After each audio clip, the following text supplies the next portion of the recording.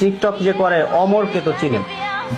অমর একটা কথা বলছিল যে নিজেকে এমন ভাবে তৈরি করো যেন জীবনে বউ বিক্রি করে না খেতে হয়। নিজের এমন ভাবে প্রতিষ্ঠিত করো যাতে ভবিষ্যতে অনলাইনে তোমার বউ বাচ্চার ভিডিও বেচা না খাওয়া লাগবে। মানে হয় কিন্তু যারা স্বামী স্ত্রী নিয়ে ভিডিও করে ওদের উদ্দেশ্য করে কথাটা বলছে। আরে এত ইমানদার এত ইসলাম মসজিদে যাবে, ওরা তো মসজিদে যান একটাও।